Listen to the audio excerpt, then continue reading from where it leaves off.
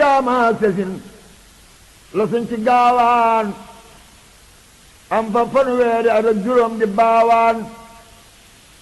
la si danta def ci alab gaawaan mana su ko lim duusi géej day baawaan. Cheikh Sidi Mokhtar Mbacké ñu gën ko xam ci maam Cheikh Anta Mbacké wala borom gaawaan way juróom bu góor di Serigne Momar Anta Sali way juróom bu jigéen di Soxna Anta Ndiaye. Cheikh Sidi Mokhtar Mbacké borom gaawaan mi ngi jàng alxuraan ci wetu ñi nga xam ne ñu siiwoon lañu ci yoonu murit ku ci mel ni Serigne Dame Abdourahmane Lo ak Serigne Mor Seck.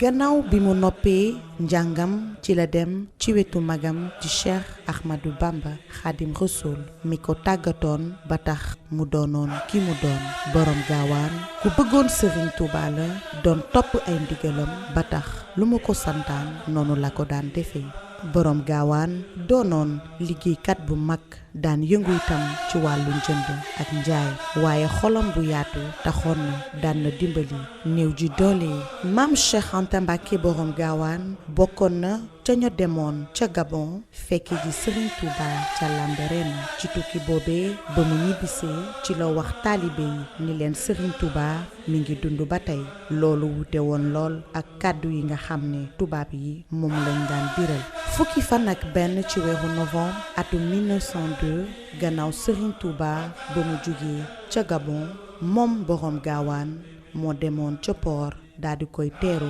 gannaaw bi Serigne Touba Mbacké defee ca Gabon juróom ñetti at. looloo waral tey ji ci Daaru Salaam at bu nekk ñuy màggal bés bi nga xam ni mooy wane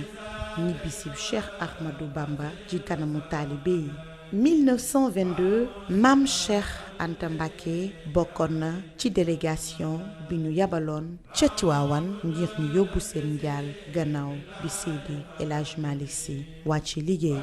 baax gi mu baaxoon moom borom gaawaan xol bu yaatu ba te mën a maye lool moo taxoon ñu daan ko woowee borom dërëm ak ngërëm. 1928 gannaaw at bi Serigne Touba wàccee liggéey moom borom gaawaan ca la dem ca Makkatal Mukarram ngir nag ziyaare yonent bu tedd bi wéetu ci benn yoon mu àndoon ak Serigne Fallou Mbacké Serigne Mbacké Bousso Serigne Moulay Bousso Serigne Takko Mbay ak ñetti taalibe di Serigne Modou Ndiaye Serigne Ibrahima Dia ak Serigne Mayoro Fall borom dërëm ak ngërëm. moom nag dundam gépp mi ngi ko defee ca Daaru Salaam Cilmaxa ca Kayoor ak Gaawaan. fukki fan ci weeru mai atum 1941 moom borom gaawaan ci la wàcc liggéey. boo demee fa ñu ko denc ca Daaru Salaam taalibe yi saa su ne ñu ngay ñëw di ko ziyaar li ñuy ñaan kay mooy yàlla na yàlla yokku leeram te taas ñu ci barkeem amiin.